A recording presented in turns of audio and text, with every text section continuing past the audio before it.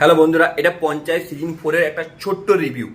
যারা যারা panchayat season 4-এর fan আছো, যারা পঞ্চায়েত সিজন 4 দেখার জন্য এক্সাইটেড আছো, আমি কাল রাত 12টার পর থেকে কিন্তু পঞ্চায়েত সিজন 4টা দেখে পুরো কমপ্লিট করেছি। তোমরা মানবে না, সিরিজটা আমাকে দারুণ অসম্ভব ভালো লেগেছে। কিন্তু বেঙ্গলিতে একটা রিভিউয়ার আছে, অরিত্র হাতি জ্ঞান বাবা, অরিত্র হাতি জ্ঞান বাবা নামটা তোমরা নিশ্চয়ই শুনেছো।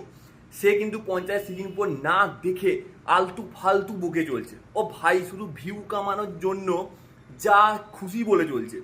একটা এত বড় সিরিজ, সেটা সে নাকি রাতেরবেলা দেখে নিয়েছে পুরোটা, সকালবেলায় প্রথম আপলোড করতে হবে ভিডিও, কারণ রিভিউ প্রথম আপলোড করলে সে পাবে প্রচুর পরিমাণে ভিউ। আর তার সত্যি হাতিকে না, তার কোনো কিচ্ছু ভালো লাগে না। আরে যা তা রিভিউ দিচ্ছে, আর সেই রিভিউ দেখে অনেকেই আছে যারা ফ্যান আছে, যারা ডিসঅ্যাপয়েন্টিং বলবে, যারা দেখবে না, মাথায় একটা আলাদা কিছু ভেবে করে দেখবে। তারপর কি হবে, অলরেডি সিরিজটা তখন খারাপ লাগবে। তুমি যখন কাউকে ফলো করছো, তারা যখন কথা তুমি শুনবে, তখন অটোমেটিক তোমার সেই জিনিসটা তো খারাপ লাগবেই। তো এখানে কেসটা এরকমই হচ্ছে।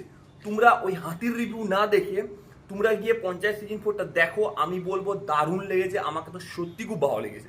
তোমরা যদি ফ্যান হও পঞ্চায়েত সিজন 4-এর, তোমরা নিশ্চয়ই গিয়ে প্রথমে দেখো, এই হাতির রিভিউটা বাদ দিয়ে দেখো। আর অরিত্র জ্ঞানকে যারা যারা আছো তারা আনসাবস্ক্রাইব করো। ভাই সত্যি প্রচন্ড ফালতু হয়ে গেছে একদমই।